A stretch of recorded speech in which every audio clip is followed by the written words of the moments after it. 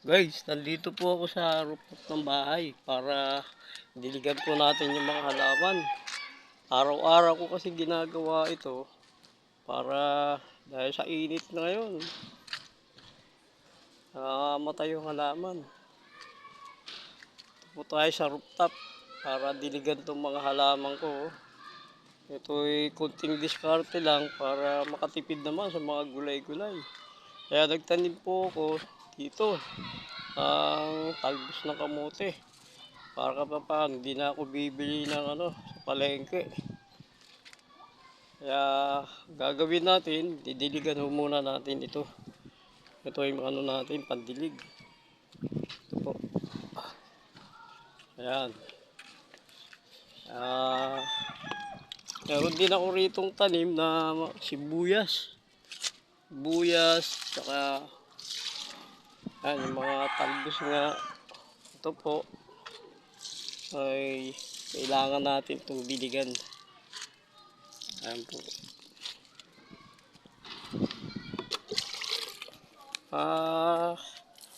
Marami-rami na rin ito. Ayan.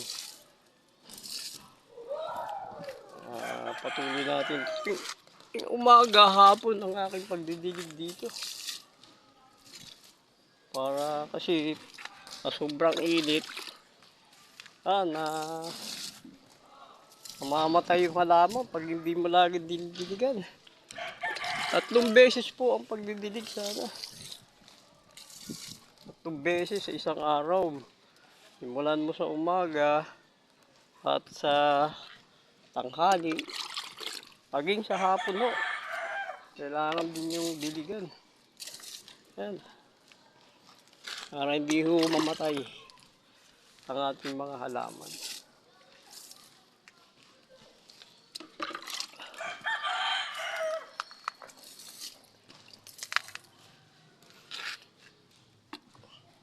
Panahon ngayon, napaka-importante, meron ka sariling mga tanim.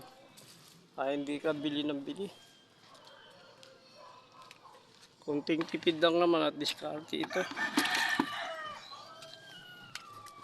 Pinagtiyagaan ko lang maghakot ng ng mga buhangin paakyat para ako'y magkaroon ng kaunting matatanim dito sa taas. Ito ay sa po. Ito ay nasa rooftop po tayo. Ayan yung mga kapitbahay natin. Nasa baba, ayan yung baba, yung buong ng kapitbahay natin. Ayan yung basketballan. Ayan. Ito po yung kalapit kong bahay. Ayan sila. Nasa taas po tayo. Didilig ating mga halaman na pwede natin na maaaring ipagmakinabangan natin. Yun lang mga kaibigan. Maraming salamat po. Sana gayahin nyo rin ang diskarte ko.